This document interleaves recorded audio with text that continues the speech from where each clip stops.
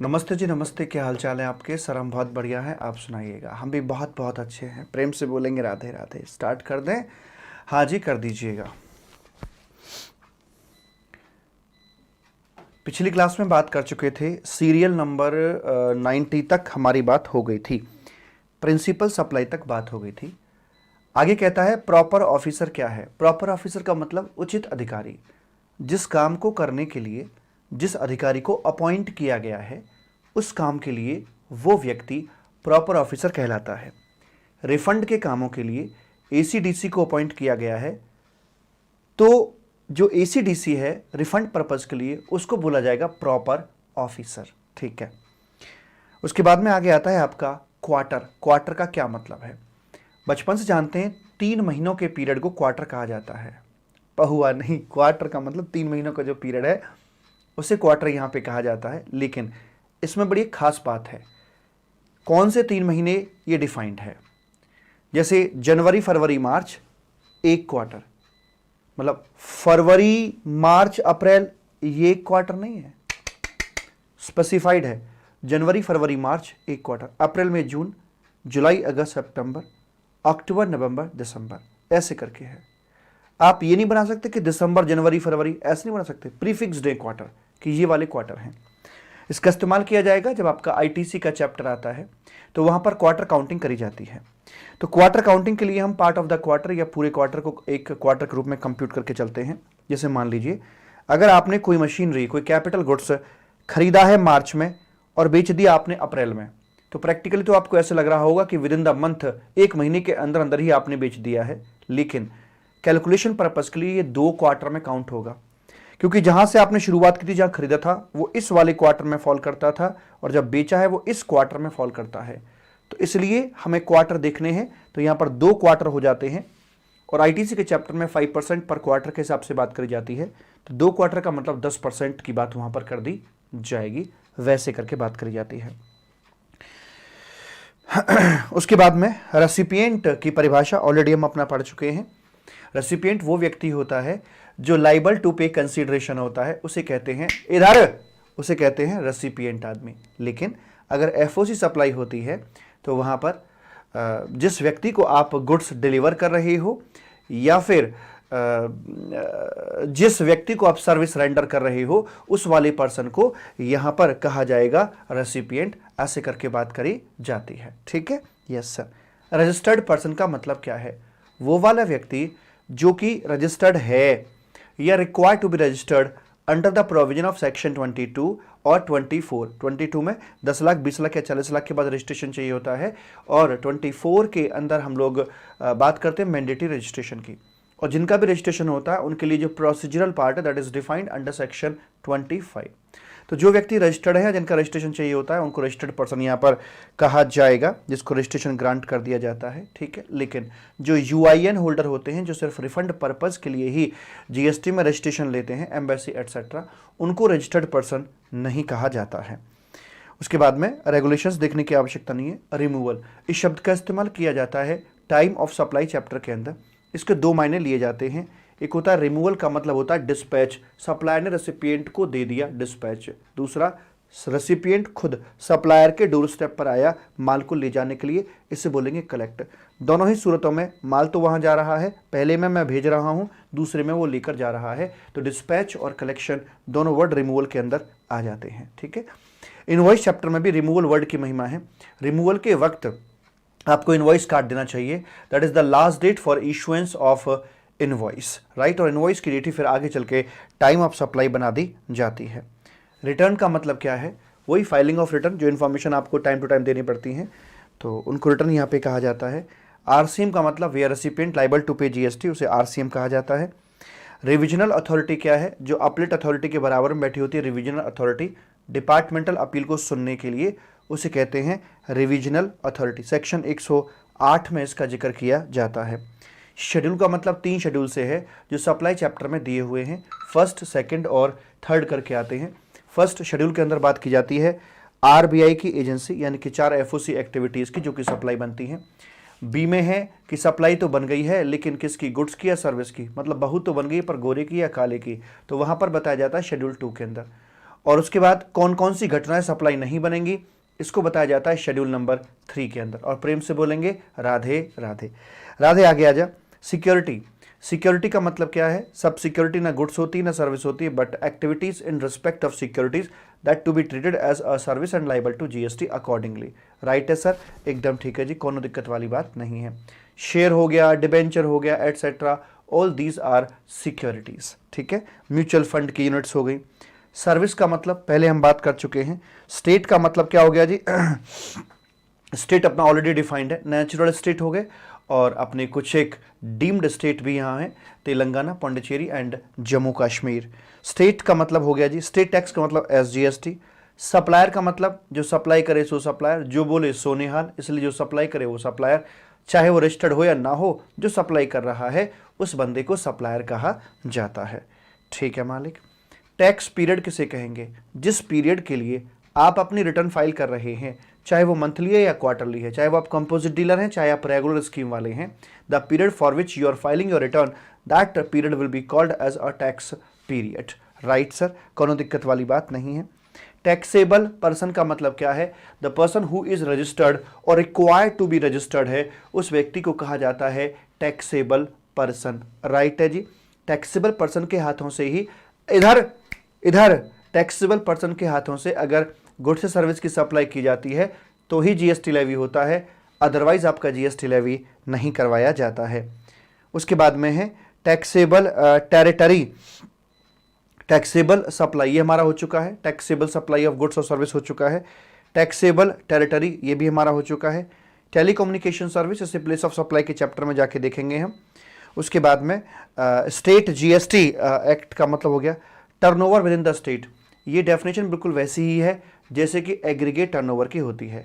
फ़र्क सिर्फ इतना है कि aggregate turnover all India basis पर एग्रीगेशन किया जाता है, काउंटिंग की जाती है, लेकिन turnover with in the state का मतलब ये एक स्टेट के अंदर बाउंड्री खींच दी जाती है कि इस स्टेट से आप जो भी सप्लाई दे रहे हो उनको बोला जाएगा turnover with in the state. मैं यूपी में बैठकर जो सप्लाई दे रहा हूं विद इन द यूपी मैं यूपी में बैठकर जो सप्लाई दे रहा हूं उनको बोला जाएगा turnover with in the state, ऐसे कहा जाता है। ठीक है सर जी। अब चाहे मैं यूपी में बैठ के एक्सपोर्ट ही क्यों ना करूं, यूपी से जो भी सप्लाई दे रहा हूं वो सारी की सारी यहां पर आ जाएंगे। मान लीजिए मेरा 4 स्टेट में कारोबार है, यूपी में भी है, एमपी में भी है, महाराष्ट्र में भी है और हरियाणा में भी है। तो जब मैं देखूंगा aggregate turnover all India basis पर, तो चारों स्टेट से जो मैं व्यापार कर रहा हूं वो सब जोड़ेंगे, लेकिन turnover with in the state के अंदर एक स्टेट से जो भी आप कारोबार कर रहे हैं, चाहे उस स्टेट में या उसके बाहर कर रहे हैं, वो सब आपका ऐड कर दिया जाएगा। यूजुअल प्लेस ऑफ बिजनेस का मतलब जहां पर वो व्यक्ति रहता है वो उसकी लोकेशन को ट्रेस करने के लिए चेक किया जाता था। यूटी का मतलब यूनियन टेरिटरी, यूटी टैक्स का मतलब UT GST, UT GST act का मतलब यूटी जीएसटी एक्ट हो गया। वैलिड रिटर्न का मतलब क्या हो गया कि जब आप पूरा टैक्स भर के अपनी रिटर्न फाइल करते हो तो उसे हम वैलिड रिटर्न बोलते हैं। अगर बिना टैक्स जमा किए आप रिटर्न फाइल करोगे तो ऐसे रिटर्न को इनवैलिड कहा जाएगा।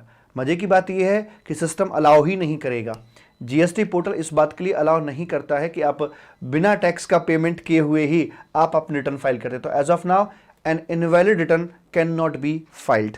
ठीक है जी। वाउचर का मतलब क्या है? कोई भी टोकन हो, प्रोमो कोड हो, एटसेट्रा हो, वो आपका यहाँ पर वाउचर कहलाता है। जरूरत पड़ती है टाइम ऑफ सप्लाई चैप्टर के अंदर। इसका टाइम ऑफ सप्लाई कैसे निकालते हैं कि जो भी आप वाउचर इशू कर रहे हो उसके अंदर की जाने वाली सप्लाई डेफिनेट है और वो इशू के समय आपको पता है, तो वैसी दशा में इस वाउचर का टाइम ऑफ सप्लाई इशुएंस के वक्त का लिया जाता है। लेकिन अगर मल्टीपल सप्लाई करी जा सकती हैं और अलग अलग रेट की हो सकती हैं, तो at the time of issuance of the voucher आपको नहीं पता होगा कि इसके अगेंस्ट एक्चुअल में क्या लिया जाएगा और उसका जीएसटी रेट क्या होगा। एज ऑफ नाउ आपको नहीं पता, then you will have to wait till redemption of the voucher. आपको उस तक का वेट वहां पर करना होता है, अकॉर्डिंगली बात करी जाती है। टाइम ऑफ सप्लाई रिडम्पशन की डेट का लिया जाता है। वर्क्स कॉन्ट्रैक्ट किसे कहते हैं? वर्क्स कॉन्ट्रैक्ट में गुड्स और सर्विसेज का इकट्ठा मामला होता है, इकट्ठी वैल्यू पर वो सप्लाई किए जा रहे होते हैं और जो रिजल्टेंट प्रॉपर्टी होती है वो आपकी यहाँ पर इमूवेबल प्रॉपर्टी के रूप में कंसीडर करी जाती है। तो उस तरह की सिचुएशन को हम वर्क्स कॉन्ट्रैक्ट के नाम से जानते हैं। अगर हमारी रिजल्टेंट प्रॉपर्टी इमूवेबल नहीं बल्कि मूवेबल है, जैसे कार का हेडलाइट चेंज करा दिया, गुड्स भी उसी का था, लेबर भी उसी की थी, तो ये आपका वर्क्स कॉन्ट्रैक्ट यहाँ पर काउंट नहीं किया जाएगा। उसके बाद में कोई और परिभाषा है जो यहाँ पर नहीं दे रखी है, दूसरे एक्ट में दे रखी है, आईजीएसटी एक्ट वगैरह में दे रखी है, वहाँ से उस डेफिनेशन को बोरो करके यहाँ पर हम ले आएंगे। आगे है आईजीएसटी एक्ट के अंदर भी आपकी कई सारी डेफिनेशंस दी हुई हैं, इनको भी देख लेते हैं। सीजीएसटी एक्ट 2017, ठीक है जी। सेंट्रल टैक्स का मतलब CGST, continuous journey place of supply chapter में इसको लिंक करेंगे। Custom frontier of India, custom frontier का मतलब कस्टम का बॉर्डर, कि जहां तक कस्टम का एरिया होता है उसके बाद कस्टम का एरिया नहीं होता है। पहली बात ये, कस्टम एरिया की यहाँ पर जरूरत क्यों पड़ी? जब इंडिया के बाहर से गुड्स इंपोर्ट किया जाता है तो अच्छे से जानते हैं उसके ऊपर इंपोर्ट ड्यूटी के साथ साथ जीएसटी का भी पेमेंट करना होता है। इंपोर्ट ड्यूटी तब पेबल होती है जब गुड्स आपका कस्टम एरिया से बाहर निकलता है। जब तक वो कस्टम एरिया से बाहर नहीं निकला है, वहाँ कितनी बार भी माल क्यों ना सेल हो जाए, इंपोर्ट ड्यूटी की बात नहीं होगी। चूंकि इंपोर्ट ड्यूटी की बात नहीं होगी तो अकॉर्डिंगली जीएसटी भी उस पर नहीं लगाया जाएगा। और कस्टम एरिया पार होने से पहले कितनी बार भी सेल क्यों ना हो जाए, उसे सप्लाई नहीं मानेंगे और जीएसटी की बात नहीं होगी, क्योंकि इंपोर्ट ड्यूटी नहीं ली जा रही है। बट जैसे ही वो यहाँ से बाहर निकलेगा, इंपोर्ट ड्यूटी की बात करी जाएगी, at the same time IGST भी इस पर कलेक्ट करवा दिया जाएगा। प्रेम से बोलेंगे राधे राधे, ठीक है जी। तो कस्टम एरिया का मतलब क्या होता है? वो कस्टम का port, airport, land custom station, dry port, air freight terminal और आपके ये international courier terminals etcetera, warehouse, bonded warehouse, dock area, ये सारा का सारा आपका जहां पर कस्टम्स का कंट्रोल चलता है, उस एरिया को हम कस्टम एरिया के नाम से जानते हैं। राइट है सर, एकदम ठीक है जी। आगे आ जाइए, आगे बोलते हैं export of goods. Export of goods के लिए बस इतना देखना है कि क्या गुड्स इंडिया की सीमा से इंडिया के बाहर चला गया, क्या TWI को पार कर गया? अगर हाँ तो उसे एक्सपोर्ट ऑफ गुड्स कह दिया जाएगा। गुड्स के एक्सपोर्ट होने के लिए फॉरेन करेंसी का आना जरूरी नहीं है। दूसरी बात, अब जब गुड्स एक्सपोर्ट होता है इसे जीरो रेटेड के नाम से हम जानकर चलते हैं, और रिफंड का चैप्टर आएगा वहां इसकी जरूरत हमें पड़ती है। इसमें हमारे पास ऑप्शंस होते हैं कि आप चाहो तो जीएसटी का पेमेंट कर दीजिए और बाद में उसका रिफंड ले लेना, या फिर आप उसके लिए एक बॉन्ड या सिक्योरिटी फाइल कर दें, जमा कर दें, तो आपको जीएसटी भरने की जरूरत ही नहीं पड़ेगी। इस प्रकार के दो मॉडल आपके चलेंगे, आगे चलकर हम इस बात को जानते हैं। आगे आता है एक्सपोर्ट ऑफ सर्विसेज। चूंकि सर्विसेज का फिजिकल एग्जिस्टेंस नहीं होता है, इसलिए यहां पर उसको कुछ नियम कानून से बांधा गया है। एक्सपोर्ट ऑफ सर्विस किसे कहेंगे? सप्लायर की लोकेशन इंडिया में होनी चाहिए, रेसिपिएंट की लोकेशन बाहर की होनी चाहिए, प्लेस ऑफ सप्लाई भी बाहर ही होना चाहिए, कंसीडरेशन फॉरेन करेंसी में आना चाहिए। हाँ, नेपाल वगैरह के लिए जहाँ से नोटिफाइड है इंडियन रुपीज़ में आया है तो भी चलेगा, लेकिन कंसीडरेशन फॉरेन करेंसी में आना चाहिए, ठीक है। उसके बाद में ये दोनों पार्टीज डीम डिस्टिंक्ट वाली पार्टीज नहीं होनी चाहिए, यानी ऐसा नहीं कि एक ही व्यक्ति के हेड ऑफिस और ब्रांच ऑफिस या ब्रांच ऑफिस हैं, वो नहीं होने चाहिए। अगर इस तरह से बात हो रही है तो फिर इसको एक्सपोर्ट ऑफ सर्विस नहीं कहा जाएगा। रिफंड चैप्टर में इसकी जरूरत पड़ती है और अकॉर्डिंगली यहाँ पर हम बात करके चलते हैं रिफंड चैप्टर के अंदर कि एक्सपोर्ट ऑफ सर्विस के अंदर किस प्रकार से आपको एप्लीकेशन देनी होती है। 2 साल के भीतर आपको एप्लीकेशन देनी होती है रिफंड पर्पस के लिए, और 2 साल के लिए रिलेवेंट डेट क्या होती है? पेमेंट की डेट और इनवॉइस की date whichever is later, या कंप्लीशन और अपना payment whichever is later, जो भी दोनों को मैं बाद में आ रहा हो, वहां पर श्योर होता है कि आपकी सर्विस एक्सपोर्ट हो गई है और उसके 2 साल के भीतर आपको अपनी रिफंड की एप्लीकेशन देनी होती है। उसके बाद यहां पर एक सर्कुलर आता है। सर्कुलर में ये बताया गया था कि मेरे 5 लाख रुपए सर्विस एक्सपोर्ट से आने थे, लेकिन मैंने कुछ काम आउटसोर्स किया था ताकि काम मेरा जो मैंने क्लाइंट से डील कर रखी है वो टाइम पर पूरा हो जाए। 5 लाख रुपए आने थे, लेकिन किसी विदेशी को उसमें से 2 लाख मैंने बाहर से बाहर ही पकड़ा दिए, तो मुझे जो बेनिफिट मिलेगा वो 3 लाख पे मिलेगा या पूरे 5 लाख पे मिलेगा? सब मुझे पूरे के पूरे 5 लाख पे मिलेगा, क्योंकि मैंने फर्स्ट ऑफ ऑल अर्न किया था पूरा का पूरा 5 लाख। वो अलग बात है कि उसमें से 2 लाख मेरा खर्चा आ गया, वो एक अलग मैटर है, लेकिन मेरा जो ग्रॉस रेवेन्यू था उस पर मुझे एक्सपोर्ट के बेनिफिट यहाँ पर अवेलेबल करवाए जाएंगे। फिक्स्ड एस्टैब्लिशमेंट का मतलब ब्रांच ऑफिस से लिया जाता है। जीएसटी कॉम्पनसेशन सेस एक्ट का मतलब जीएसटी कॉम्पनसेशन सेस एक्ट है, और इसका मतलब यह है कि सेस का क्रेडिट उन्हीं को दिया जाता है जिनकी सेस की आउटपुट लायबिलिटी निकल कर आ रही होती है। जैसे कि मान लीजिए मेरा मोटर गाड़ियों का शोरूम है, मैं कार खरीद के लाता हूं, सेस लग के आता है, क्रेडिट बुक कर लूंगा क्योंकि मेरे आउटपुट सेस की लायबिलिटी बनेगी। सेस का क्रेडिट सेस के लिए ही इस्तेमाल किया जा सकता है, यानी कि जीएसटी का क्रेडिट, जीएसटी का आईडीटी, आईटीसी आउटपुट सेस के लिए इस्तेमाल नहीं हो सकता है। दूसरा, आपका सेस का क्रेडिट आउटपुट जीएसटी के लिए इस्तेमाल नहीं हो सकता है। सेस की अलग दुनिया है। जीएसटी का सेस है आपका ये जीएसटी कॉम्पनसेशन सेस एक्ट, लेकिन चूंकि एक्ट अलग है इसलिए सीजीएसटी एसजीएसटी के साथ मिक्स मत कीजिएगा। उन एक्ट के तहत आईटीसी अलग है, इसका अपना क्रेडिट अलग होता है जो अपने के लिए ही इस्तेमाल किया जा सकता है, इसकी अलग दुनिया यहां पर होती है। गवर्नमेंट का मतलब सीजीएसटी एक्ट के अंदर सेंट्रल गवर्नमेंट से लिया जाता है। इंपोर्ट ऑफ गुड्स का मतलब इंडिया के बाहर से इंडिया में लाना इंपोर्ट ऑफ गुड्स है, और जब इंपोर्ट ड्यूटी पेबल होती है उसी वक्त आपका ये भी पेबल करवा दिया जाता है। इंपोर्ट ऑफ सर्विस का मतलब क्या है? सर्विस देने वाला बाहर का हो, लेने वाला इंडिया का हो, प्लेस ऑफ सप्लाई भी इंडिया हो। ऐसे करके अगर बातें पूरी होती हैं, यहाँ पर फॉरेन करेंसी वगैरह का कोई चक्कर नहीं है, ना ही डीम डिस्टिंक्ट जैसी बात है। बस इतने पर ही सर्विस को इंपोर्ट मान लिया जाएगा, और इंपोर्ट मानने पर रिवर्स चार्ज के अंदर जीएसटी का पेमेंट करवा दिया जाता है। आगे चल के पढ़ेंगे, अगर सर्विस इंपोर्ट की जा रही है फॉर ए कंसीडरेशन, तो फिर चाहे बिजनेस पर्पस के लिए हो या पर्सनल पर्पस के लिए हो, ऑलवेज उसे सप्लाई माना जाता है। और जीएसटी लगेगा, लेकिन 5वें गेट पर जाकर जब एग्जम्पशन की बात होती है तो सप्लाई तो बन गई थी चाहे बिजनेस पर्पस या पर्सनल पर्पस, लेकिन आगे चल के लिखा मिलेगा कि अगर एक इंडिविजुअल पर्सनल पर्पस के लिए सर्विस इंपोर्ट कर रहा है तो उसे एग्जेम्प्ट कर दिया जाता है।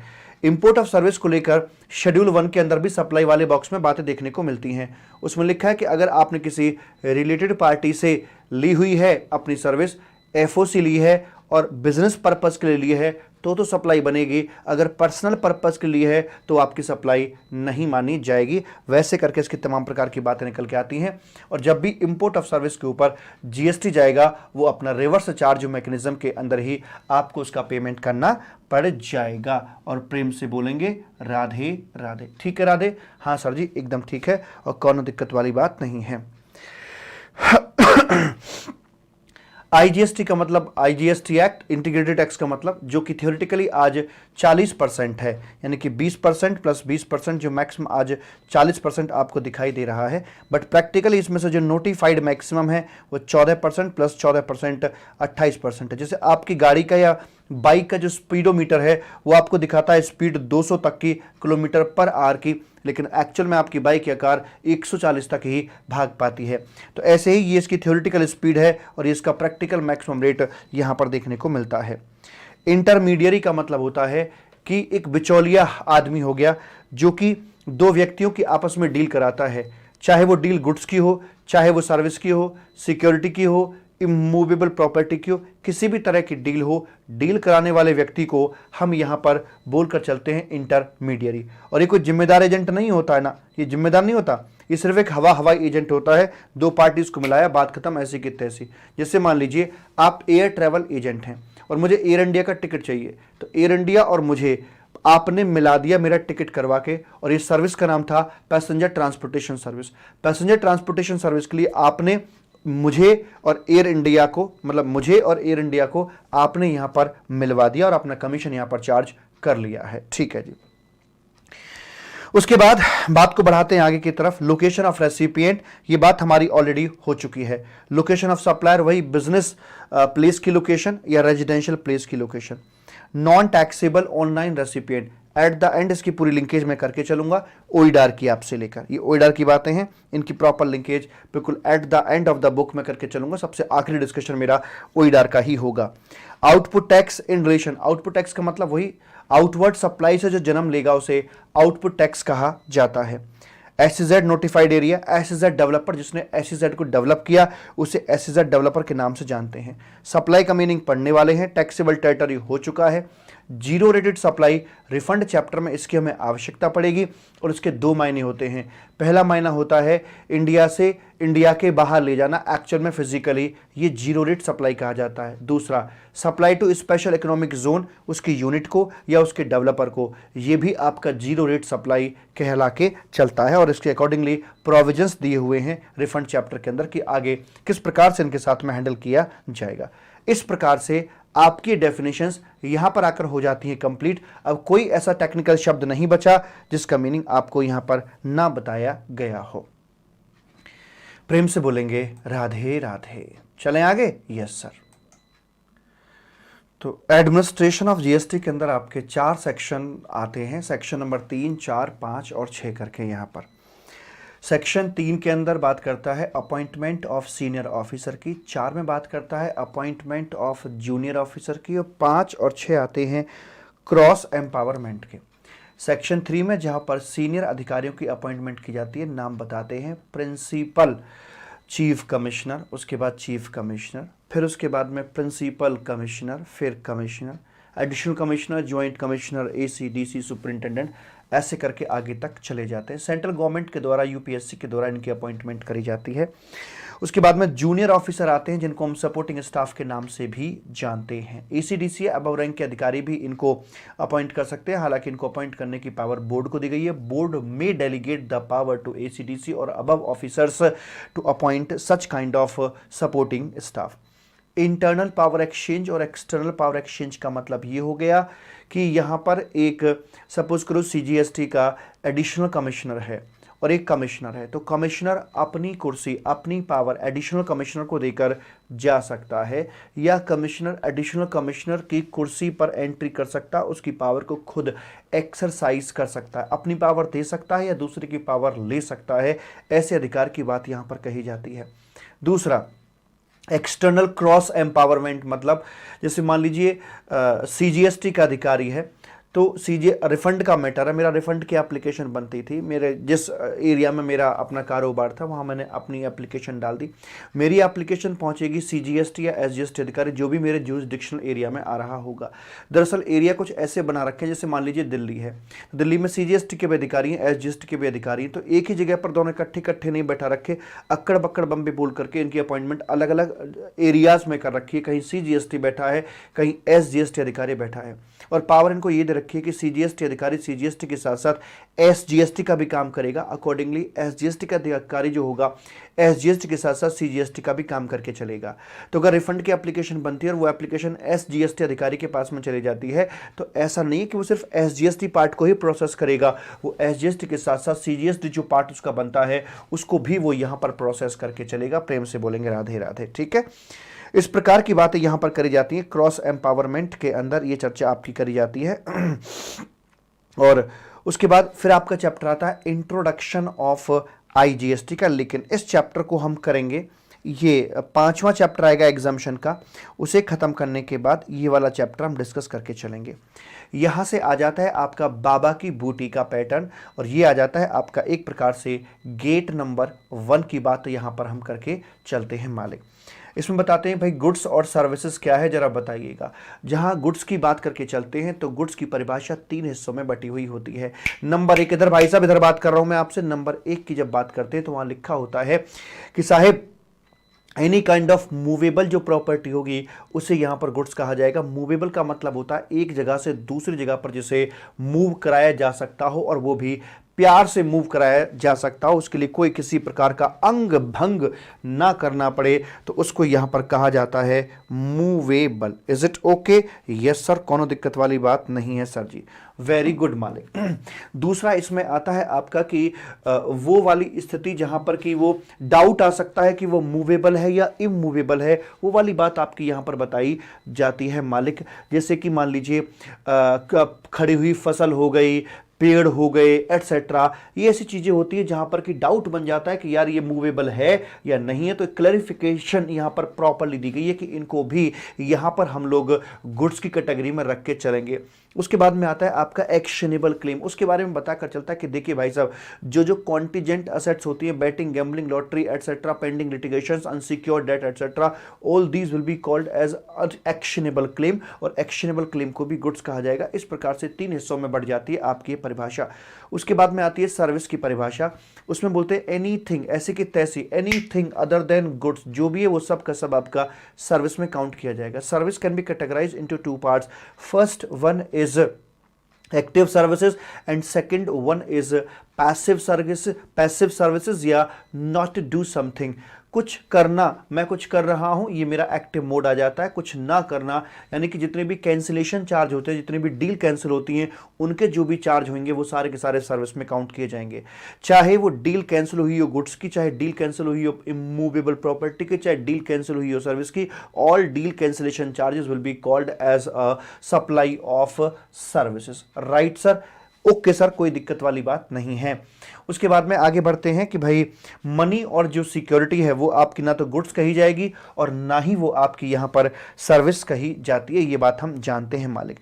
इसके पहले हमारे पास चार्जेबिलिटी की बातें भी यहां पर करी जाती हैं। पहला सेक्शन आता है, सेक्शन 1 में बोलते हैं कि भाई इसका स्कोप क्या है इसका स्कोप बताइएगा। शॉर्ट टाइटल वगैरह क्या है, तो शॉर्ट टाइटल में सीजीएसटी एक्ट इसका नाम आ जाता है। एक्सटेंट इंडिया भर में फैला हुआ है और कमेंसमेंट हुआ था 1 जुलाई 2017 को इसका कमेंसमेंट हो गया था। उसके बाद में आता है चार्जिंग सेक्शन। चार्जिंग सेक्शन 9 है जो 5 हिस्सों में बटा हुआ है, 1, 2, 3, 4 और 5 करके। 1, 2 के अंदर एनसीएम की बात की जाती है। इसमें यह बताया जाता है बाबा की बूटी के हेडिंग को ध्यान में रखना, बताते कि गुड्स और सर्विस होना चाहिए एक्सक्लूडिंग 5 पेट्रोलियम प्रोडक्ट हो गए और alcoholic liquor for human consumption, इनको छोड़ दीजिए। बाकी गुड्स या सर्विस की हम बात करके चलेंगे।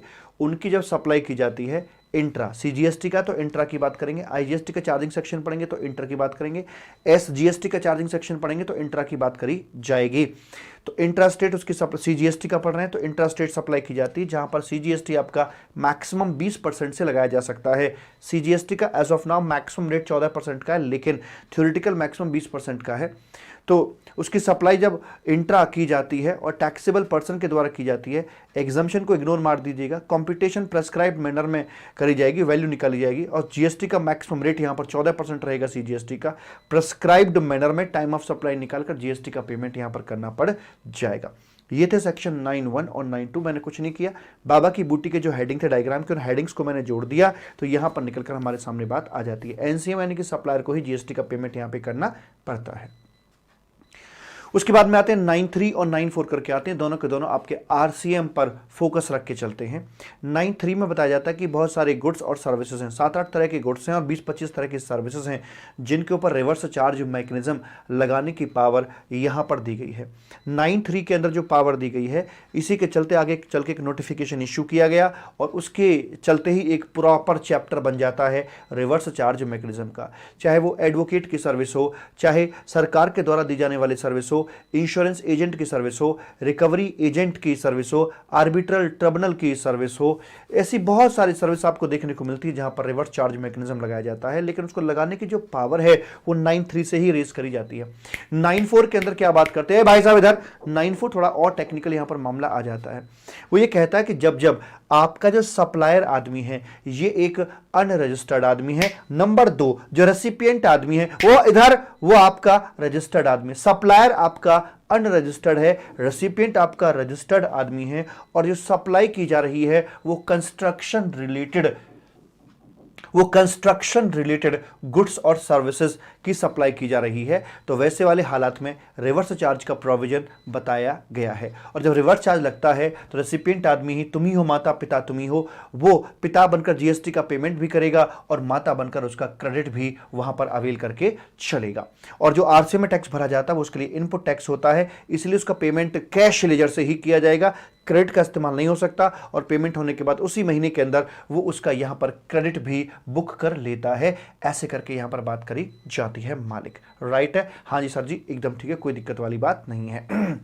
9(4) जब इसका आपके आगे आएगा तो वहां देखेंगे कि सीमेंट के रेस्पेक्ट में ऑलवेज जो प्रमोटर है, जो रेसिपिएंट है, वो जीएसटी का पेमेंट करके चलता है। बाकी जो कैपिटल गुड्स एटसेट्रा है, जैसे सीमेंट कंक्रीट मिक्सर वगैरह हो गया उसके संबंध में भी हम उसमें जो प्रमोटर है वो जीएसटी का पेमेंट करके चलेगा। बाकी जो आपके गुड्स और सर्विसेज हैं उसके संबंध में वो 80-20 का फॉर्मूला काम करता है कि अगर आपने 20% तक अनरजिस्टर्ड से लिया है तो नोबडी लायबल टू पे जीएसटी, लेकिन उससे ऊपर अगर आपने लिया है तो वहां पर रिवर्स चार्ज मैकेनिज्म आपका लगा दिया जाएगा। ये थे आपके 9(3), 9(4) जो आरसीएम की बात करते थे। 9(5) के अंदर कहता है नीदर एनसीएम नॉर आरसीएम, ना तो एनसीएम लगेगा ना आरसीएम लगेगा, बल्कि कोई और ही काम करेगा। जैसे होता ना पति पत्नी और वो का मतलब कोई तीसरा आदमी वहां पर आ गया है। तो 9(5) की यहां पर बात करने जा रहे हैं। HMT इसका स्लोगन है। HMT का मतलब H for hotel accommodation, M for miscellaneous utilities और T का मतलब ट्रांसपोर्टेशन ऑफ पैसेंजर की यहां पर बात करी जाती है।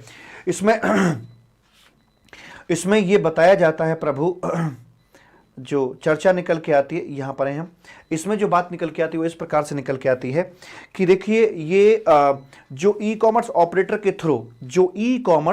के थ्रू हम बिजनेस कर रहे होते हैं, तो बिजनेस गुड्स का हो सकता है, सर्विसेज का हो सकता है। तो फिलहाल आप गुड्स को छोड़ दीजिए, आप कॉन्सेंट्रेट कीजिए सर्विस पर। सर्विस में भी 3 स्पेसिफाइड सर्विस जो कि HMT के नाम से मैंने आपके यहाँ पर बता रखी हैं। इनमें जनरली क्या होता है कि जो सप्लायर है वो आदमी छोटा होता है, तो सप्लायर जब छोटा होता है तो GST सरकार को चाहिए, क्योंकि सेक्टर बड़े होते हैं ये, इसलिए सरकार ने नियम बनाया कि ना तो जो रियलिटी में जो रेसिपिएंट आदमी है वो GST भर सकता है, सप्लायर रियल सप्लायर छोटा आदमी है, इसलिए जो आपका ई कॉमर्स ऑपरेटर है इसको पकड़ लिया जाएगा, ये व्यक्ति यहाँ GST का पेमेंट करके चलेगा और इसकी गर्दन यहाँ पर दबोच ली जाती है। अगर ये इंडिया का नहीं है, उबर ओला इंडिया के नहीं है, तो इसे इंडिया में अपना ऑफिस खोलना पड़ेगा, आना पड़ेगा, कन्हैया तुम्हें आना पड़ेगा, अगर नहीं आए तो ऐसी कि तैसी यहाँ पर तुम्हारा ऑफिस बंद करवा देंगे। उबर ओला को ऐसा स्टेटमेंट यहाँ पर दे दिया जाता है।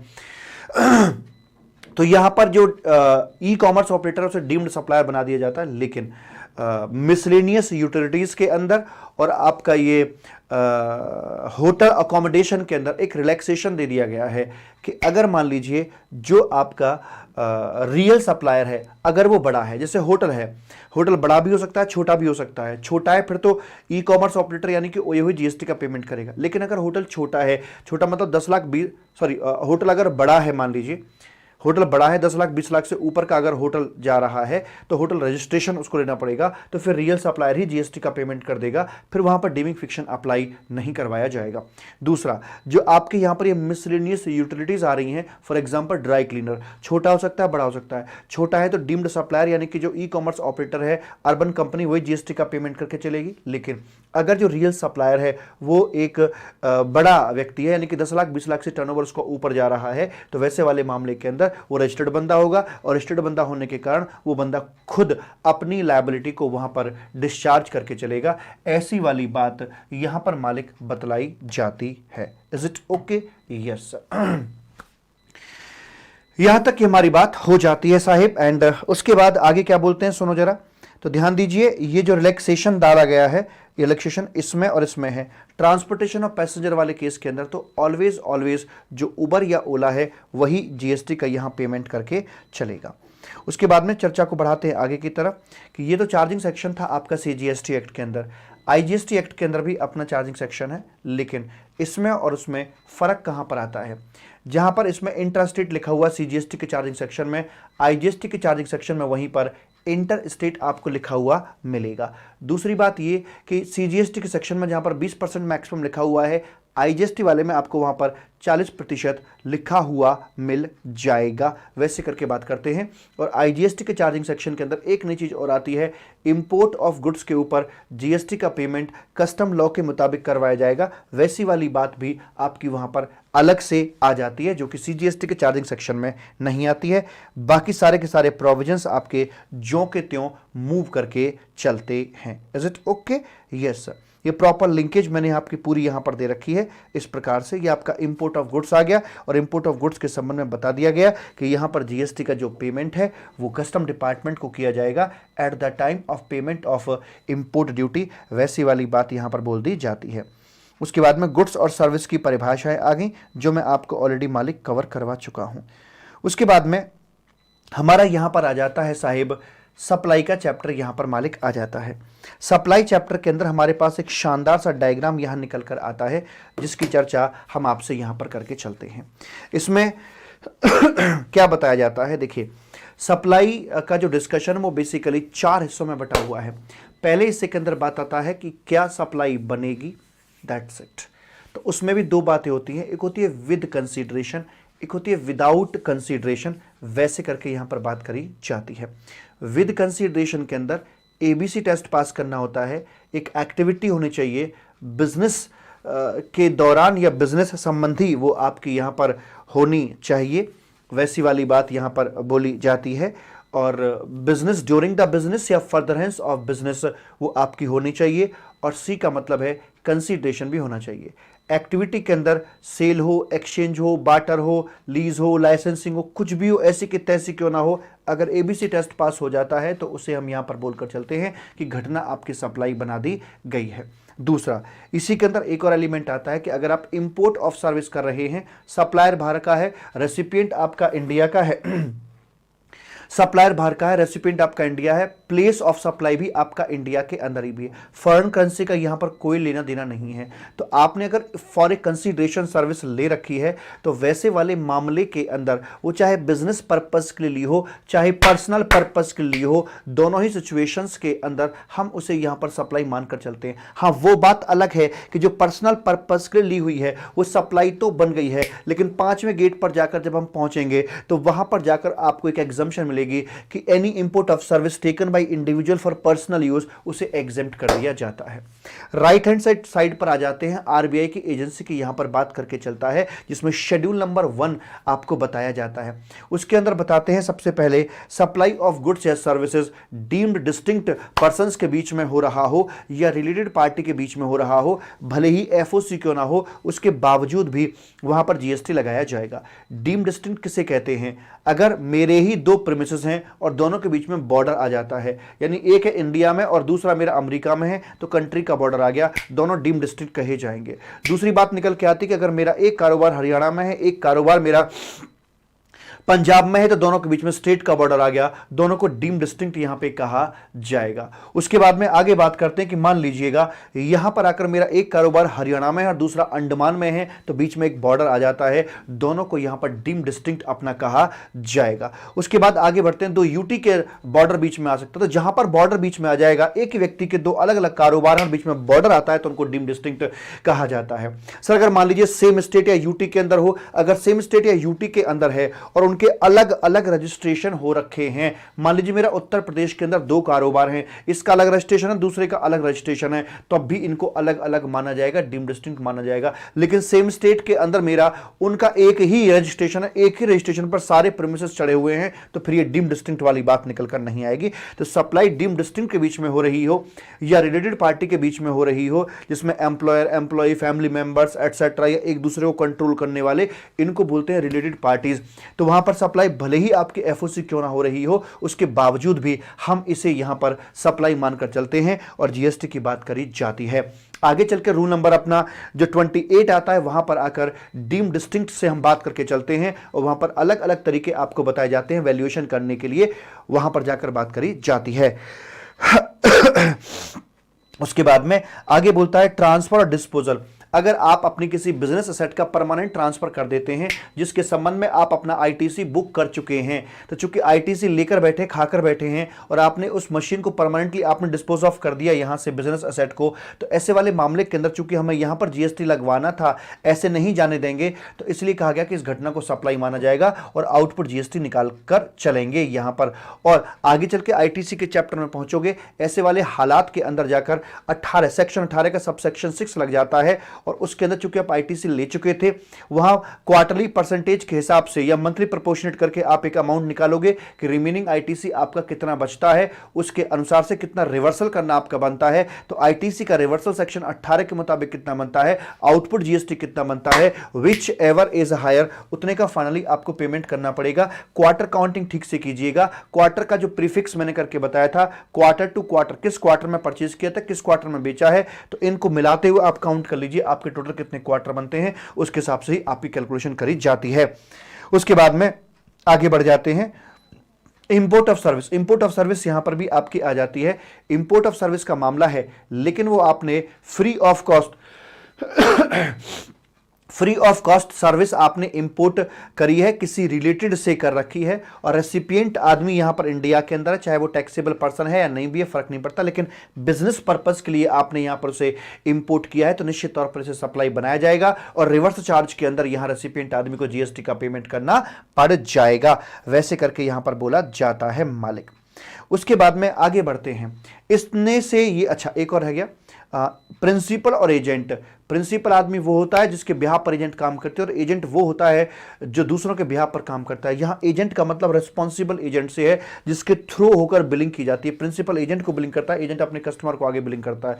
या फिर पीछे से कोई बंदा, जहां से हमारा बाइंग एजेंट है, तो बंदा एजेंट को बिलिंग करता है, एजेंट हमें बिलिंग करता है। तो जब एजेंट के थ्रू बिलिंग की जाती है, उस वाले एजेंट, उस वाले रिस्पॉन्सिबल एजेंट की मैं बात आपके यहां करके चल रहा हूं।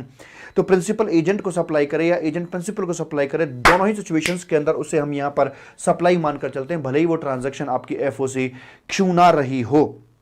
वैसे करके उसके बाद में आगे चर्चा बढ़ती है, आगे बोलते हैं भैया पार्ट बी के अंदर कहा जाता है कि ठीक है सप्लाई तो बन गई, एक गाना है हरियाणवी बहू काले की, सुनकर देखना मुझे तो बहुत अच्छा लगता है। अब यहां ये तो पता लग गया कि ये बहू बन गई है, सप्लाई क्या है, लेकिन सप्लाई किसकी है, गुड्स की है सर्विस की, तो बहू तो बन गई, लेकिन किसकी है, काले की या गोरे की, ये तो बता दीजिए। अब ये क्वेश्चन नहीं है कि सप्लाई है या नहीं, सप्लाई तो है, पर किसकी, गुड्स की या सर्विस की, ये क्वेश्चन अगले स्टेप पर आ जाता है। तो यहां पर शेड्यूल नंबर 2 आता है, जो कई सारी बातें आपसे करके चलता है। इसमें बताते हैं कि अगर देखिए जो गुड्स आपका इन्वॉल्व हो रखा है इस पूरी ट्रांजैक्शन के अंदर, और उसमें बताते हैं कि गुड्स की ओनरशिप, मूवमेंट तो गुड्स का है, लेकिन क्या गुड्स की ओनरशिप आगे ट्रांसफर हो रही है। अगर गुड्स की ट्रांसफर हो रही है ओनरशिप या हो जाएगी, तो इसे मानते हैं सप्लाई ऑफ गुड्स का नाम दिया जाएगा। लेकिन अगर गुड्स की ओनरशिप ना तो ट्रांसफर हो रही है, ना आगे ट्रांसफर होगी, वैसे वाले मामले के अंदर से सप्लाई ऑफ सर्विस का नाम दिया जाएगा। तो सारा कुछ टिका होता है आपकी ओनरशिप के ऊपर। हायर परचेज ट्रांजैक्शन होती है, ओनरशिप भविष्य में सप्लाई हो जाएगी at the payment of last instalment, तो वैसे वाले मामले के अंदर इनिशियली ही उसे सप्लाई ऑफ गुड्स के रूप में कंसीडर किया जाएगा। ट्रांसफर ऑफ राइट और राइट टू यूज यानी कि जो लीज पर देते हो, तो वो आपका सप्लाई ऑफ सर्विस है। Permanent transfer of business asset, जहां पर परमानेंट सी वर्ड आ जाता है, तो वहां से वो आपकी बैलेंस शीट से हट गई ना, बैलेंस शीट से हट गई तो ओनरशिप चेंज हो गई ना। तो बैलेंस शीट से हटना या ओनरशिप चेंज होने का मतलब यही हो जाता है आपका कि अब वो आपकी ओनरशिप में नहीं रही है, इसलिए उसे सप्लाई ऑफ गुड्स के रूप में कंसिडर कर लिया जाएगा। ऐसे करके वहां पर बोला जाता है। इमूवेबल प्रॉपर्टी के संबंध में बात करते हैं। It can be classified in the form of land और बिल्डिंग्स। अगर लैंड है, अगर आपने बेच दिया, neither supply of goods not supply of service, इसे इस प्रकार से हम क्लासिफाई करके चलते हैं। दूसरा, अगर आपने लीज पर दिया तो सप्लाई ऑफ सर्विस में काउंट कर लिया जाएगा। उसके बाद अगर हम बात करते हैं बिल्डिंग की, तो बिल्डिंग आपकी दो प्रकार की होगी, कंप्लीट बिल्डिंग या आपकी under construction building. Complete building है, बेच दिए तो neither supply of goods not supply of services, और अगर आपने उसे रेंट आउट किया है तो वो आपकी लीज आउट किया तो वो आपकी सप्लाई ऑफ सर्विस में काउंट कर ली जाएगी। अंडर कंस्ट्रक्शन की बात करके चलते हो तो वहां पर अगर आपने उसे बेच दिया है तो सप्लाई ऑफ सर्विस किराए पर देने का सवाल ही पैदा नहीं होता, क्योंकि वो अंडर कंस्ट्रक्शन की सेल हुई है। अब ये पता कैसे चलता है कि अंडर कंस्ट्रक्शन की सेल हुई है या कंप्लीट की सेल हुई है, तो उसके लिए आपको देखना पड़ता है कंप्लीशन सर्टिफिकेट या possession which ever is earlier. जो पहली पेमेंट उस प्रॉपर्टी के संबंध में करी गई है, उस समय क्या प्रॉपर्टी कंप्लीट थी। अगर मान लीजिए प्रॉपर्टी आपकी यहां पर कंप्लीट हुई है या पोजीशन आपने यहां पर ले लिया है, और पहली पेमेंट, फर्स्ट पेमेंट चाहे 2 रुपए की क्यों ना हो, 1 रुपए क्यों ना हो, इससे पहले पकड़ लिए तो बस फिर उसे sale of under construction property माना जाएगा। लेकिन अगर पहली पेमेंट इस घटना के कंप्लीशन के बाद आई है तो फिर वो कंप्लीटेड प्रॉपर्टी की सेल वहां पर मानी जाती है, और फिर उसके ऊपर जीएसटी आपका नहीं लगाया जाएगा। ऐसे करके बोला जाता है। उसके बाद में आती है आपकी इंटेंजिबल प्रॉपर्टी आईपीआर।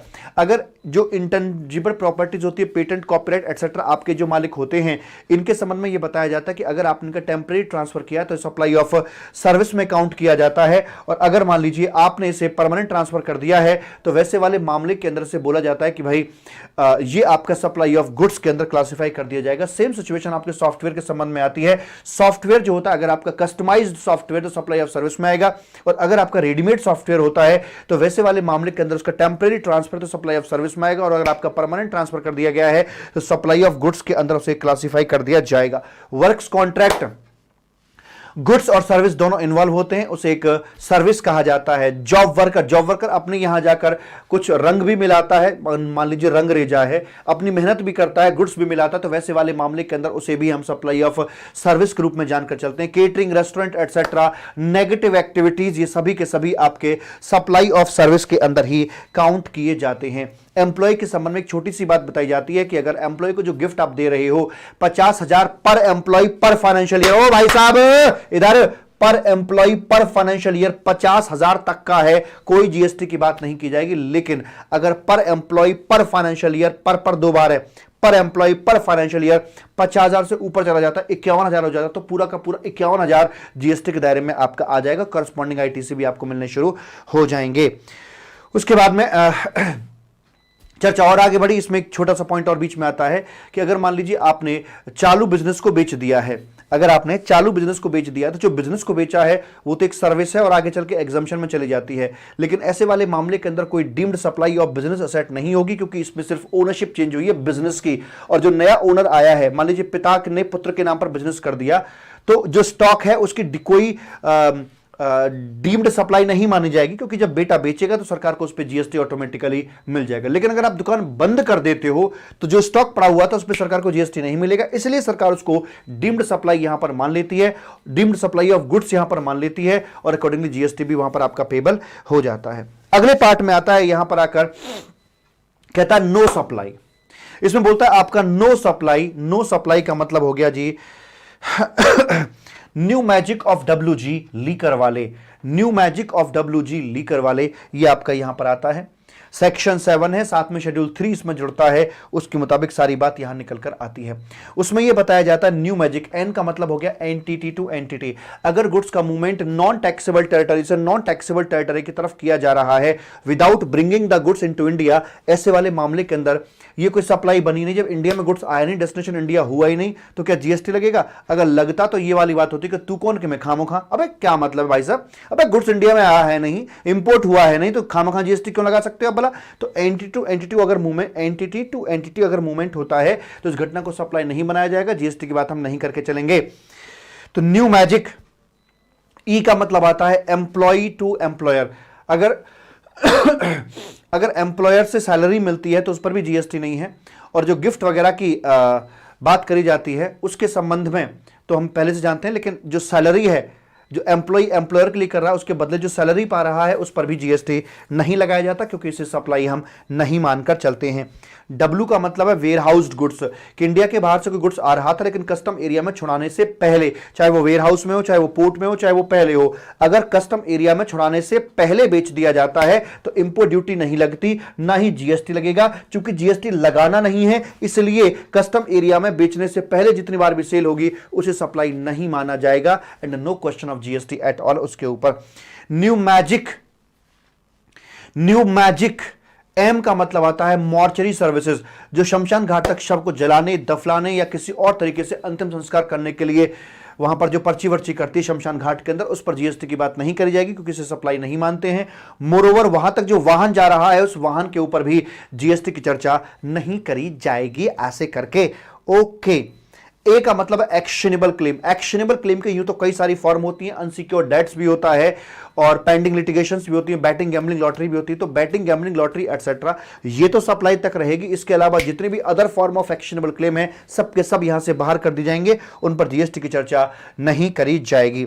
जी का मतलब है government people, people on the floor, जिसमें आपके प्रधानमंत्री जी, मंत्री जी, मुख्यमंत्री जी, गवर्नर जी, चेयरपर्सन हो गए गवर्नमेंट बॉडीज के, इन सब के द्वारा की जाने वाली एक्टिविटी को सप्लाई नहीं माना जाएगा। जहां तक सवाल है डायरेक्टर का, तो जो फुल टाइम डायरेक्टर होता है, होल टाइम डायरेक्टर होता है, उसको मिलने वाला रेम्युनरेशन तो सैलरी होता है, लेकिन जो पार्ट टाइम आपका डायरेक्टर होता है ना मालिक, तो पार्ट टाइम जो डायरेक्टर होता है अगर वो गवर्नमेंट बॉडी का है तो सप्लाई नहीं मानेंगे, अगर नॉन गवर्नमेंट बॉडी का है तो जीएसटी लगेगा, और वो भी रिवर्स चार्ज में लगेगा। कंपनी लाइबल टू पे जीएसटी ऑन दैट, ऐसे करके वहां पर बोला जाता है। ठीक है सर जी।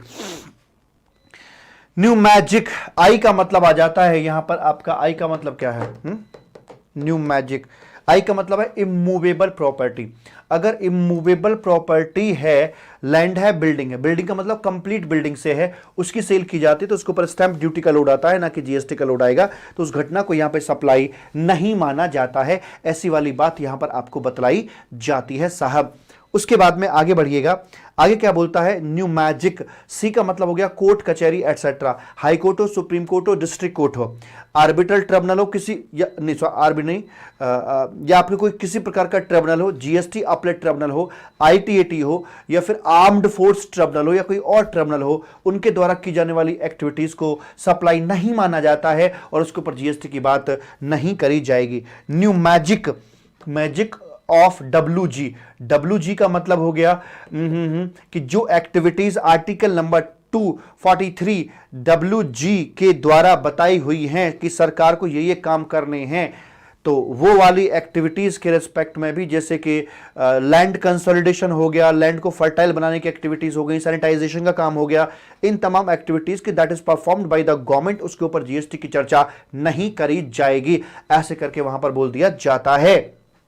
ठीक है साहब, कोई दिक्कत नहीं है। उसके बाद में फिर बात को और हमने आगे बढ़ाया, new magic of WG leaker वाले।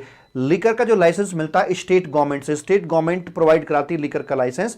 तो लीकर जो शॉप चला रहा है उस बंदे का अपना तो कोई जीएसटी में रजिस्ट्रेशन नहीं होगा, क्योंकि शराब जीएसटी की दुनिया से बाहर है, लेकिन शराब का ठेका चलाने के लिए जो स्टेट गवर्नमेंट से उसे लाइसेंस लेना पड़ता है, उस लाइसेंस को क्या सप्लाई मानोगे? देखो, अगर यहां सप्लाई मान लेते, जीएसटी लग जाता, तो चूंकि सप्लायर बनती स्टेट गवर्नमेंट, तो यहां रिवर्स चार्ज में बंदे को जीएसटी में रजिस्ट्रेशन लेना पड़ जाता, जिसका खुद की हरकतों की वजह से रजिस्ट्रेशन नहीं है, उसे आरसीएम में यहां पर रजिस्ट्रेशन लेना पड़ जाता मेरे बच्चा। इसलिए यहां पर कह दिया कि भाई साहब सुनिए, ठहरिए, हमारी बात सुनिएगा, हम क्या कह रहे हैं आपसे कि इसको ना रहेगा बांस ना बजेगी बांसुरी, इसे हम सप्लाई ही नहीं मानते हैं। जो लाइसेंस मिला शराब बेचने के लिए स्टेट गवर्नमेंट से, उसको सप्लाई नहीं मानेंगे और उस फीस के ऊपर जीएसटी की चर्चा नहीं करी जाएगी। तो यह आ जाता है आपका new magic of WG, liquor वाले तक की बात यहां पर आपका हो जाती है, ऐसे करके यहां पर बोला गया है मेरे लाल, मेरे काले, मेरे पीले। उसके बाद में आता है आपका कंपोजिट सप्लाई, नेचुरल बंडलिंग, जहां पर पीएनटी टेस्ट पूरा हो जाए, 2 और मोर टैक्सेबल सप्लाईज हो and that are naturally bundled हो, और उनके बीच में एक सर्विस प्रिंसिपल सप्लाई हो जिसमें कि प्रीडोमिनेंट एलिमेंट्स हों, तो ऐसे वाले बंडल को हम कंपोजिट सप्लाई बोलते हैं। और सेक्शन 8 के मुताबिक इसका जो क्लासिफिकेशन होगा वो प्रिंसिपल सप्लाई के अंदर कर दिया जाता है, यानी कि इस पूरे बंडल के अंदर जो प्रिंसिपल सप्लाई होगी, पूरे बंडल को उसी नाम से बुलाया जाएगा, वैसे करके यहां पर बोल दिया जाता है मालिक। अच्छा सर जी, ठीक है, कोई दिक्कत नहीं है। इसके अलावा अगर कोई बंडल है और वो आपका यहां पर कंपोजिट बंडल की जो डेफिनेशन है उसको पूरा नहीं करता है, तो उसे मिक्स्ड सप्लाई कहा जाएगा। और सेक्शन 8 के मुताबिक मिक्स सप्लाई का जो नियम है वो ये है कि उनमें से जौन सी भी वाली कमोडिटी का या सप्लाई का हाईएस्ट रेट ऑफ टैक्स होगा, उसमें उसे क्लासिफाई यहां पे करवा दिया जाता है। ये तमाम प्रकार की बातें आपकी यहां पर लिखी हुई हैं। और उसके बाद में यहां पर आते हैं आपके कुछ एक सर्कुलर्स भी यहां पर आ जाते हैं। सर्कुलर्स के अंदर एक सर्कुलर ये आता है कि मान लीजिए अगर कोई व्यक्ति है, इंडिविजुअल डोनर है, और वो किसी ट्रस्ट को, जो मंदिर मस्जिद गुरुद्वारा को चला रहा है इस प्रकार का, उसको कोई चंदा देकर आता है और मान लीजिए पत्थर लगवा दिया, वहां पर जो कैंपस था, कैंपस में पत्थर लगवा दिया, उस पर लिखवा दिया in the memory of her father या वट एवर, जो भी है ऐसे लिखवा देते हैं। तो ऐसा करवाने से उस इंडिविजुअल डोनर को कोई कॉमर्शियल गेन नहीं मिला। ऐसे वाले हालात में हम ये नहीं कह सकते कि ट्रस्ट ने उसे कोई किसी प्रकार की सप्लाई यहां पर दी है, अतः इस प्रकार की ट्रांजैक्शंस के ऊपर कोई जीएसटी नहीं लगाया जाएगा, because nothing gained from the trust. हां, अगर वो एक कंपनी देकर चलती, कंपनी का नाम लिखा हुआ होता, क्योंकि कंपनी के नाम तो यूनिक होते हैं ना मालिक, मेरा नाम यूनिक नहीं है, राजकुमार 1 लाख राजकुमार हो सकते हैं हिंदुस्तान के अंदर, ठीक है ना जी, वैसे करके, लेकिन कंपनी का नाम यूनिक होता है, ब्रांड नेम, लोगो वगैरह कुछ इस प्रकार से पब्लिसाइज करके चल रहे हैं, तो वहां पर हमें कमर्शियल गेन मिल जाता है, फिर जरूर उस घटना को सप्लाई बनाया जाएगा। लेकिन जब एक इंडिविजुअल डोनर इस प्रकार की हरकतें कर रहा है तो वहां पर उसे सप्लाई नहीं बनाया जाएगा। उसके बाद में हमारे कुछ और भी सर्कुलर्स यहां पर आते हैं, जिनके अंदर यह बताया जाता है कि supply of books, pamphlet etcetera. मैंने एग्जांपल ले रखा था, ओम आर्ट प्रेस का एक पब्लिशर है, उसको मैंने सॉफ्ट कॉपी अपनी किताब की दे दी और वहां से बनकर वो हार्ड कॉपी बनकर आ रही है। वैसे वाले मामले के अंदर उसे मानते थे सप्लाई ऑफ प्रिंटिंग सर्विस, उसे माना जाता था। मांगता है क्या, मेरा ऑब्जेक्ट पेपर मांगने का नहीं था, मेरा ऑब्जेक्टिव वहां पर प्रिंटिंग का था। मल्टीपल सप्लाईज गुड्स और सर्विस वो बंदा इस्तेमाल करता है, इस्तेमाल करने के बाद उसमें जो मेन सप्लाई उसे प्रिंटिंग, यानी कि अगर वो मुझे बुकलेट फॉर्म चीज कुछ दे रहा है तो उसे सप्लाई ऑफ सर्विस में काउंट किया जाता था। लेकिन अगर उसी बंदे के पास में टिश्यू पेपर छपा के मंगवाता हूं या कार्टन बॉक्स मंगवाता हूं या फिर कोई विजिटिंग कार्ड वगैरह की बात करता हूं जिनमें कोई बाइंडिंग वाइंडिंग की आवश्यकता नहीं पड़ती है, तो वैसे वाले मामले के अंदर वहां से जो मेरे पास में आया उसे सप्लाई ऑफ गुड्स के रूप में क्लासिफाई किया जाता था। ऐसा बताया था आपको इस वाले सर्कुलर ने यहां पर आकर। उसके बाद में अगला यहां पर सर्कुलर आया था जिसमें इंटरस्टेट मूवमेंट की बात हम कर रहे थे। तो नॉर्मल प्रोविजन यह है कि अगर मोटर व्हीकल है और उसका मूवमेंट हो रहा है एक जगह से दूसरी जगह के लिए हो रहा है फॉर फर्दर सप्लाई के लिए, कि उसकी आगे फर्दर सप्लाई करी जाएगी, तो ऐसे वाले मामले के अंदर ये डीम डिस्टेंस के बीच में अगर होती है तो एफओसी होने के बावजूद भी इसे यहां पर हम सप्लाई मानकर चलते हैं। लेकिन अगर हम कुछ ऐसी सप्लाई कर रहे हैं, कुछ ऐसा मूवमेंट कर रहे हैं, जैसे कि मैंने एग्जांपल दिया था कि एक रिपेयरिंग मेंटेनेंस वाला व्हीकल होता है, वो आपके एक स्थान से दूसरे स्थान पर जा रहा है, डीम डिस्टेंस के बीच में मूवमेंट हो रहा है, यानी कि परमानेंट मूवमेंट नहीं हो रहा, बैलेंस शीट से मूवमेंट नहीं हो रहा। भाई अगर एक शोरूम दूसरे शोरूम को माल सप्लाई कर रहा है जो आगे फर्दर सप्लाई किया जाएगा तो balance sheet to balance sheet transfer हो जाता है। लेकिन अगर मेरे पास रिपेयर मेंटेनेंस का व्हीकल है और वो यहां से कुछ समय के लिए वहां जा रहा है तो बैलेंस शीट से बैलेंस शीट में मूवमेंट नहीं हुआ मालिक, इसे यहां पर सप्लाई नहीं माना जाता है। जब balance sheet to balance sheet transfer हो जाते हैं डीम डिस्टेंस के बीच में, उसे ही सप्लाई मानकर चलते हैं। मेरे पास एक क्रेन मशीन है, मेरा ऑफिस गाजियाबाद में भी है, यूपी में भी है, दिल्ली में भी है, हरियाणा में भी है। मशीन मेरे पास यही है, जहां जरूरत पड़ती है वहीं ऑफिस पे जाती है मशीन, काम करके आ जाती है लौट के। इसे भले ही डीम डिस्टेंस के बीच में मूव क्यों ना कर रही हो, हम इसे सप्लाई नहीं मानेंगे। डीम डिस्टेंस के बीच में balance sheet to balance sheet transfer होना जरूरी होता है, तभी उसे हम यहां पर सप्लाई मानकर चलते हैं। उसके बाद में लैब का एक एग्जांपल यहां पर आया था जिसमें मैंने एग्जांपल देके समझाया था सिंपल वर्डिंग्स में कि मेरे पास में 100 लीटर दूध आता है, उस दूध में से मैं 15 लीटर क्रीम निकाल लेता हूं और बाकी जो 85 लीटर दूध था उसे वापस कर देता हूं। तो मेरा इस बंदे से जो कॉन्ट्रैक्ट हुआ, मांगता है क्या, वो क्रीम का हुआ। मैंने पैसे क्रीम के दिए, जो 15 लीटर क्रीम मैंने अपने पास में रख ली है और उसी का मैं यहां पर ट्रांजैक्शन होगी, बिलिंग भी क्रीम की ही कराई जाएगी। हालांकि ईवेबल दूध का बनेगा बिकॉज प्रैक्टिकली दूध का मूवमेंट हुआ है, तो ईवेबल दूध का बनेगा, लेकिन जो इनवॉइसिंग होगी वो यहां पर क्रीम की करवाई जाएगी बिकॉज मेरी ट्रांजैक्शन क्रीम की है। तो 15 लीटर क्रीम के ऊपर जीएसटी का पेमेंट मैं कर दूंगा और 85 लीटर जो दूध उसके पास में वापस चला गया टोन्ड मिल्क, जब भी वो उसे बेचेगा तो वो उसके ऊपर जीएसटी का पेमेंट कर देगा। ये लैब वाला आपका यहां पर आ गया था। एक्टिविटी ऑफ बस बॉडी बिल्डिंग, बस बॉडी बिल्डिंग के बारे में सर्कुलर कुछ भी स्पेसिफाई नहीं करके बता रहा है कि यहां पर इसे सप्लाई ऑफ सर्विस मानेंगे या गुड्स मान के चलेंगे, पर मेरे हिसाब से एक प्रकार की जॉब वर्क एक्टिविटी है, इसलिए इसे सप्लाई ऑफ सर्विस में काउंट किया जाना चाहिए। रीट्रीडिंग ऑफ टायर, आपका उद्देश्य रबड़ खरीदना नहीं, रबड़ चढ़वाने का था। उनकी जो कलाकारी रबड़ चढ़ाने में होती है, इसलिए retreading of tyre supply of service में काउंट किया जाएगा, इवन दो रबड़ भी अपने इस्तेमाल कर रहे हैं। लेकिन अगर मान लीजिए पुराना टायर भी उन्हीं का, रबड़ भी उनकी, चढ़ाई भी उन्होंने, तो फिर वहां क्या बोल के चलोगे? तो वहां आप बोलोगे सप्लाई ऑफ टायर बोला जाएगा। रीट्रीडिंग का नाम निशान वहां से मिट जाएगा क्योंकि उसमें मेन आर्टिकल आपका टायर वहां पर आ जाता है। Right sir. उसके बाद में आगे बोलते हैं कि भाई यहां पर जो कंज्यूमर फोरम वगैरह में जो फीस जाती है, no question of GST at all. And उसके बाद में आगे बोलते हैं साहब कि बस इतना ही बोलते हैं। तो इस प्रकार से आपका यहां पर सप्लाई का ये जो चैप्टर है ये मालिक आपका यहां पर कंप्लीट हो जाता है।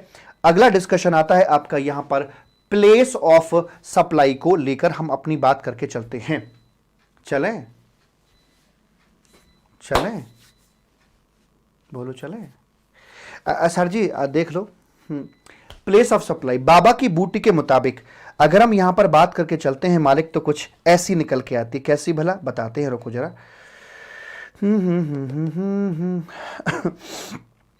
गुड्स या सर्विस की हम अपनी बात कर चुके हैं। उसके बाद में हमारी यहां पर जो बात हो रही है आपकी ये सप्लाई क्या बनेगी क्या नहीं बनेगी, उसकी बात हमारी प्रॉपर हो जाती है। उसके बाद चर्चा आती है आपकी इंट्रास्टेट या इंटरस्टेट, यहां पर ये चर्चा आपकी निकल कर आ जाती है। तो आइए इसकी भी शुरुआत हम कर ही देते हैं मेरे बच्चा, मेरे लाल, मेरे कबूतर। तो यहां पर जितने भी सेक्शंस आपको देखने के लिए मिलेंगे वो आपको आईजीएसटी एक्ट के सेक्शन देखने के लिए मिलेंगे। तो यहां पर जो आपके मेन सेक्शंस आएंगे वो आएगा सेक्शन नंबर कौन सा 7 आएगा, 8 आएगा सेक्शन 7 आएगा, सेक्शन 8 आएगा, सेक्शन नंबर 9 आएगा, 10वां, 11वां, 12वां और 13वां, ये सेक्शंस आपके मेन तौर पर आएंगे। देखिए यहां पर आपको सप्लाई इंट्रा है या इंटर है ये जानने के लिए आपको एक तो ओरिजिन बिंदु देखना होता है और एक अपना डेस्टिनेशन बिंदु देखना होता है।